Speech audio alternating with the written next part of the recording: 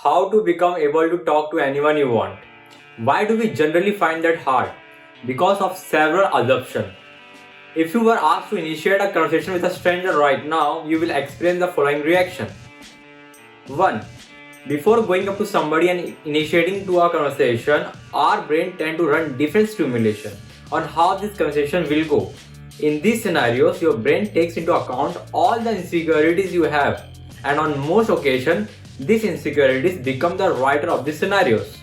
So, you tend to imagine the worst outcome in which you get embarrassed, rejected, awkward, and as a result, you decide not to make a movement. 2. I have nothing to offer. I'm not interesting, I'm boring. I will not convince you otherwise. If there is your assessment about yourself, it must be true. There is a possibility that you might be selling yourself short, but you are certainly not delusional. To this, I would say two things. First, so what? Life in a modern safe environment is a boring. Think about this. How many activities in your planned out daily life just blow your mind away? In your daily routine, how many times does it feel that one task after the other is just filled with awesomeness? Life lived in the trial of second is boring, and to cope up with that, we make plans to seek out excitement, which is why you dress up before going to movies, shopping, to parties, hanging out, and such occasions, because your expectation with such experiences it is going to be exciting. But how many of such hopeful experiences just turn out to be complete letdowns? How many nights at the club with your friends, movies, hangout are simply boring? It happens a lot. You know why? Because hope is a prayer, it's a wish. Hope has no ability to influence reality. Whether it is going to be a great night, great time, a great experience, or a complete dirt depends entirely on you and the people you are with. What does that mean? It means your life be filled with excitement that moment you start taking actions, the surprise, shock, and go against the predictable course that you have set for yourself. When you go against monotony and when you open up entirely new lines of possibilities by unplanned interactions and communication with your surroundings. Now apply these scenarios individualistically in your life. In your everyday, you alone. That's the life you are living. Waiting for excitement to magical happen to you. Waiting for magical people, magical experience to enter your life without any initiative. Your life is fucking boring anyway. And that is not tragic. What tragic is that it's not a choice. You hate it. So let me repeat it once more. Life's regular as life is boring. Not just for you, for all of us. So those who make the same routine exciting aren't different from you either. They are simply taking chance with the unknown, unplanned, and against their own overthinking self. Second, you have accepted that you are boring. You believe that it's a part of your personality and it's a label that you carry on your forehead. And with such level of acceptance comes a certain strong level of enactment. If you believe something, you are going to act the way. Well, I have news for you. Just because you are boring right now doesn't make you boring forever. It is just a comment on your current personality and quite possible a true one. But don't shy away because you got a bad review. It's alright to suck because it is not a permanent disposition. You can change that tomorrow. You have met, observed, and heard stories of many people who changed their entire personalities, grew out of their insecurities and fear, and emerged more confident than ever, and yet you feel helplessly assured that you are going to remain this way. Nothing will magically happen to you or for you.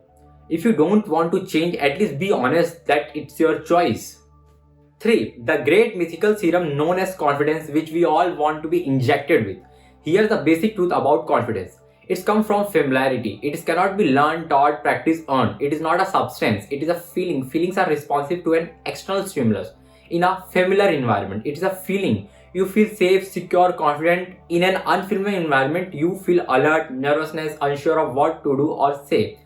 Confidence basically comes with the familiarity you build with that territory you are traversing in. We have been fooled way too much by reading quotes that begin with confidence is the key. Confidence is the key to success or getting that things you are want. That's complete bullshit quote. Here's an accurate quote. Repeated attempt is the key. That is why every sprint runner doesn't directly enter the competition. They run tracks first, train first. Every fighter doesn't directly go into the fight. They spar and train at the gym first. Every guy who find it impossible to talk to women think he lack confidence as opposed to the guy who used to be talking to girls.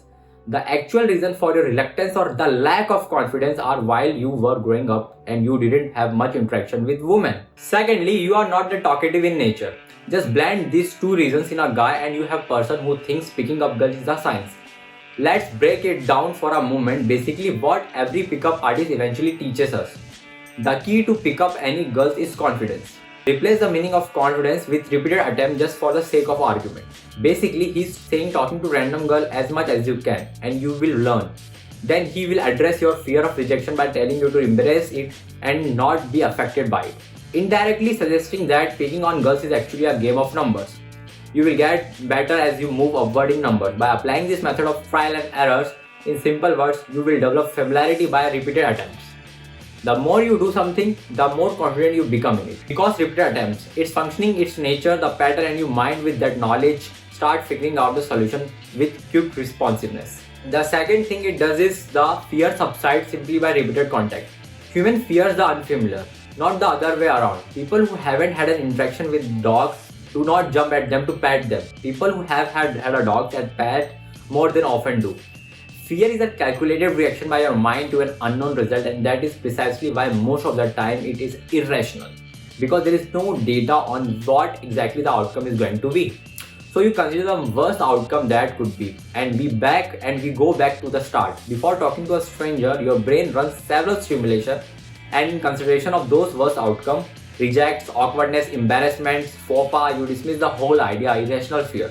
Lastly, you see talking to a stranger as a test that somehow defines your self-worth in your own eye based on the reaction of a stranger. Does that make sense to you? The problem is a claim that has been taught to us by movies and TV's characters, YouTubers, pickup artists, which basically means you can talk to anybody you want to. It's all depend on your game. If your game is strong and smooth coherently enough, you will always close the deal. Which basically is bullshit. Not only is it completely inaccurate, it is bloated arrogance being sold to gullible teenagers that somehow the power is in your hand. And this strategy basically teaches you to become a creep who is ready to go to great lengths using manipulation, gaslighting, lying, and institution to get somebody's contact, because it is implying that your game isn't stronger enough if you don't get the contact, which further make you some sort of loser. Persistence, if applied in a learning and achieving something, can make you a god. But the same persistence applied in a getting a girl make you psycho. The power in any conversation is equally divided, and that's what makes it a conversation. Take this as an example. You are at the mall in some store and this guy comes to you and trying to sell you something. And you are unbiased, undecided. You might buy if you see any kind of interest. But then this salesman starts pushing this product on you. And he's making a bullshit about it, telling you lies and just saying anything to get you to buy it. What it will most definitely make you feel, among other things, is uninterested in the product. So stop buying into the narrative that pickup girls is somehow selling yourself as a product for which you have to turn into this obscene, unrelenting salesman. Even if you get her out by this, you will still have to talk. She will eventually figure out who you really are and she can reject you there. So this bullshit salesmanship is a time waste. The truth is most of the people are just as shy as you. That's the reason why videos with titles including words such as confidence, shyness, talk to anyone have millions of views on them. You are not alone. Looking into an iPhone is easy. Looking at someone reminds us of the worst outcome. It is simply the fear of unfamiliarity stopping you. All you need to do to strike a conversation is to genuinely, and I repeat, genuinely want to look at the person and be interested to know something about them. There need not to be a motive. You are not selling anything. There are several reasons why any conversation can immediately die or not even begin in the first place. A person is having a bad day, is in a bad mood, is in an unusual mood, is simply busy or simply not interested. You can never tell what is going in the life of a stranger. You, on the other hand, just took a step in unknown, unplanned and away from the predictable. With enough repeated steps, you will learn how to talk to anyone. You will become confident around strangers because where someone might see strangers, you see possibilities. I hope this video helped you. Thank you for listening and have an amazing day ahead of you.